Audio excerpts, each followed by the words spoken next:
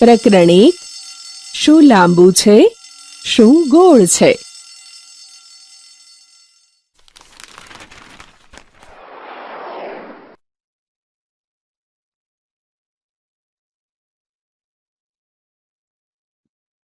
નામનું અનુમાન કરો. જુઓ, અહીં બાળકો મીકુ કાકા જોડે છે.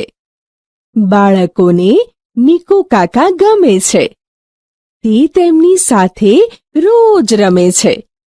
આજે પણ તેમણે પોતાના થેલામાં જુદી જુદી વસ્તુઓ રાખી છે અને છોકરાઓને રમત રમાડે છે.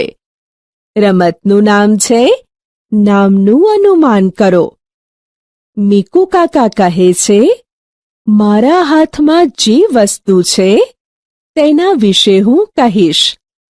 તમારે તે વસ્તુ કઈ છે તેનું અનુમાન કરવાનું છે.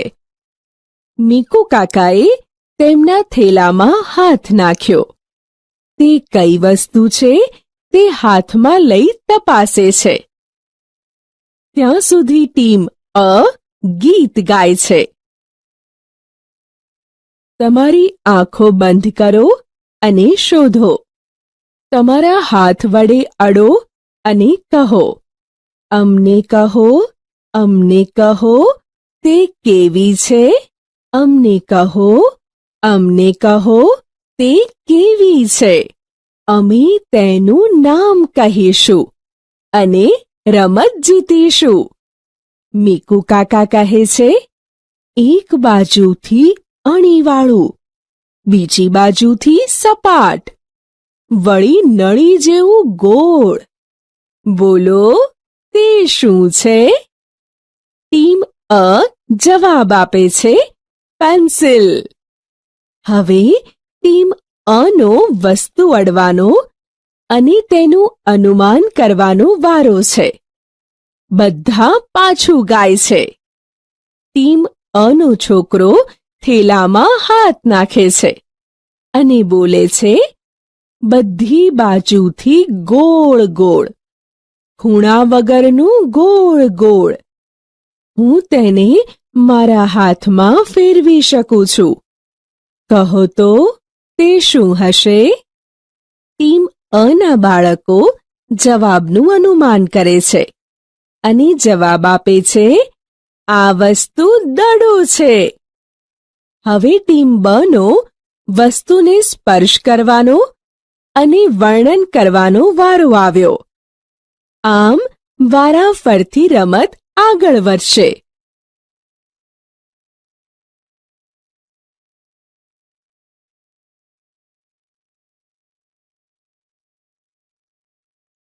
સ્વપ્રયત્ન.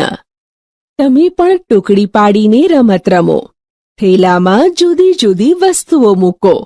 એક છોકરીની આંખો પર પટ્ટી છે. તે થેલામાં હાથ નાખશે. તે વસ્તુને સ્પર્શ કરશે અને તે કેવી છે તેનું વર્ણન કરશે. તેની ટુકડીએ તે વસ્તુ કઈ છે તેનું અનુમાન કરવાનું છે. પોસ્ટકાર્ડ કેટલું મજબૂત છે? પોસ્ટકાર્ડને વાળી નળી જેવું બનાવો. તેના બંને છેડા ભેગા કરી પટ્ટીથી ચોંટાડો. તેના પર પુસ્તક મૂકો. શું તે પોસ્ટકાર્ડ પર ટકશે? હા. જો આ પુસ્તકો વજનમાં હલકા હશે તો તેના પર ટકશે. 1 થી 2 પુસ્તકો તેના પર ટકી શકશે. ઉતાવળ કરો, ઝડપ રાખો. બાળકો વર્ગમાં વર્તુળકારે બેઠા છે. તેઓ આ રમત તાળી પાડીને અને ગીત ગાઈને રમી રહ્યા છે. લાંબુ શું છે? ગોળ શું છે? આજુ જુઓ, બાજુ જુઓ. રીના કહે છે, બેટ લાંબુ છે, દડો ગોળ છે. આજુ જુઓ, બાજુ જુઓ. બધા બાળકો ગાય છે. લાંબુ શું છે? ગોળ શું છે? આજુ જુઓ, બાજુ જુઓ. મીનુ કહે છે, શીશી લાંબી છે, ટોપી ગોળ છે. આજુ જુઓ, બાજુ જુઓ. આ પ્રમાણે રમત આગળ વધે છે. આ પ્રમાણે તમારી આસપાસની વસ્તુઓ જેવી કે વોલીબોલ, ફૂટબોલ, નારંગી, ટામેટું, લખોટી વગેરે ગોળ હોય છે, જ્યારે માપપટ્ટી, પેન્સિલ, ચોપડી, ટેબલ વગેરે વસ્તુઓ લાંબી હોય છે.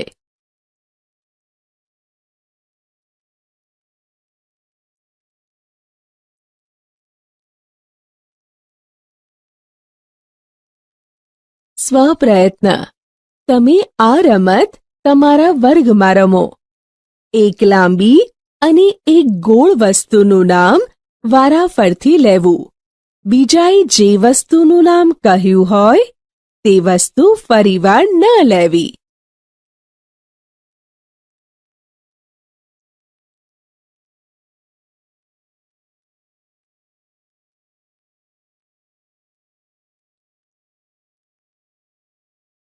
શું ગબડે, શું સરકે? અહીં આપેલ ચિત્ર જુઓ. બગીચામાં કેટલાક બાળકો વસ્તુઓને ગબડાવી રહ્યા છે અને કેટલાક બાળકો વસ્તુઓને સરકાવી રહ્યા છે. જુઓ, આ બાળક દડો ગબડાવી રહ્યો છે અને આ બાળક તેનું ખોખું સરકાવી રહ્યો છે. કેટલીક વસ્તુઓ એવી હોય છે કે જે ફક્ત ગબડી શકે છે. દાખલા તરીકે દડો, વોલીબોલ, ફૂટબોલ, વેલણ વગેરે. જ્યારે કેટલીક વસ્તુઓ એવી હોય છે કે જે સરકી શકે છે. દાખલા તરીકે ચોપડી, સંચો, કંપાસ બોક્સ, રમવાનો પાસો, દિવાસળીનું ખોખું વગેરે. આ વસ્તુઓને ધાર હોય છે, જેથી તેને ગબડાવી શકાતું નથી. અને કેટલીક વસ્તુઓ સરકી પણ શકે અને ગબડી પણ શકે છે.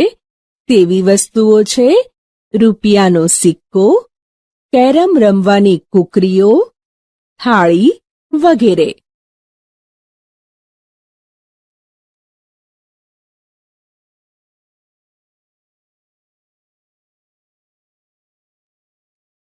સ્વપ્રયત્ન.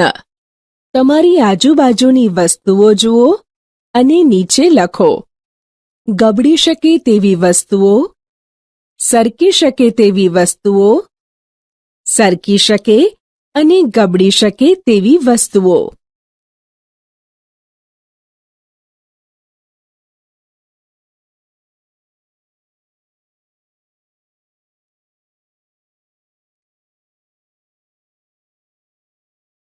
મારું નાનકડું વૃક્ષ. 1. ચિત્રમાં બતાવ્યા મુજબનો એક કાગળ લો. 2. કાગળ નળી જેવો બને તેમ વાળો. 3. હવે તમારા કાગળની નળી ચિત્રમાં બતાવ્યા મુજબ દેખાશે. ગુંદર કે પટ્ટીથી તેને ચોંટાડો. 4. કાગળની નળીના એક છેડાને કાતરની મદદથી 7 થી 8 કાપા પાડો. 5.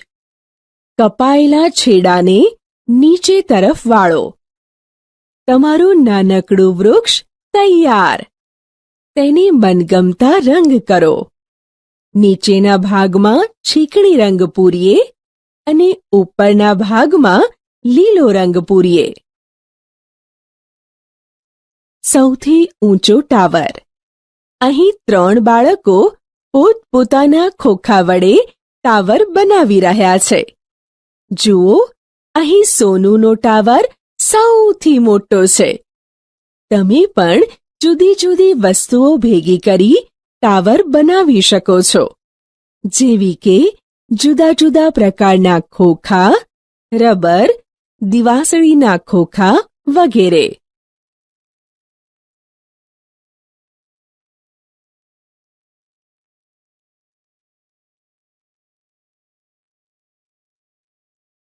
સ્વપ્રયત્ન માત્ર દિવાસળીના ખોખા કે માત્ર ડબ્બાનો ઉપયોગ કરીને તમારા ટાવર બનાવો.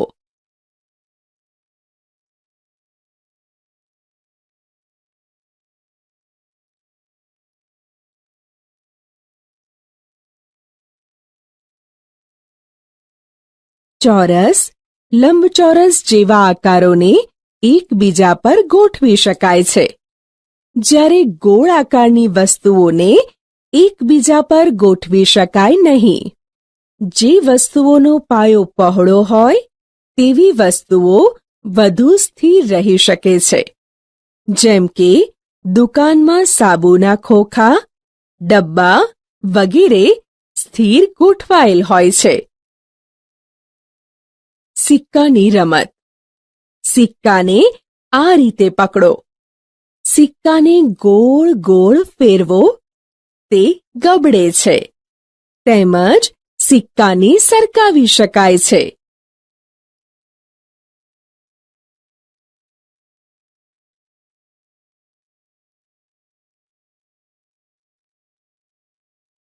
સ્વપ્રયત્ન. પ્રયત્ન કરો.